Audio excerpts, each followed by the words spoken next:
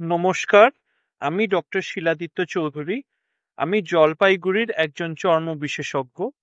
এই আসন্ন world vitiligo day উপলক্ষে ভিটিলিগো রোগ অর্থাৎ সেতি রোগের ব্যাপারে কিছু মিথস এবং ফ্যাক্টস আপনাদের সাথে শেয়ার করবার ছিল।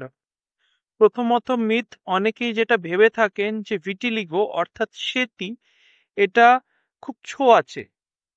হ্যাঁ, তো সেখানে আমি এটা বলতে চাইবো যে সেতি রোগ একদমই ছোঁয়াচে নয়।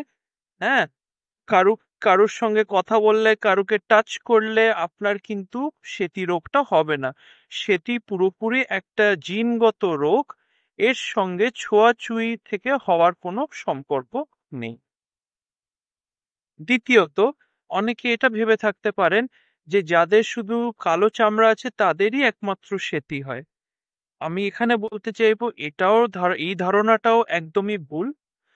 সব ধরনের মানুষের, তাদের সাদা চামড়া থাকুক, শ্যাম বর্ণ থাকুক, কালো চামড়া থাকুক, যে বর্ণেরই চামড়াই থাকুক না কেন, সেটি কিন্তু তাদের হতে পারে। 3 নম্বর মিথ, অনেক পেশেন্টরা আমায় বলেন যে ডাক্তারবাবু আমার বাড়িতে পরিবারের মধ্যে কারুর এই রোগটা নেই, আমারই কেন এই রোগটা হলো। আপনি তো বলেছেন এটা জেনেটিক রোগ, তো তাহলে আমারই কেন হলো?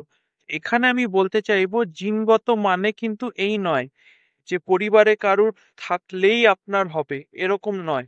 পরিবারে কারুর না থাকলেও এই রোগটা কিন্তু spontaneous genetic mutation, genetic change হয়ে এই রোগটা কিন্তু আপনার মধ্যেও কিন্তু হতে পারে।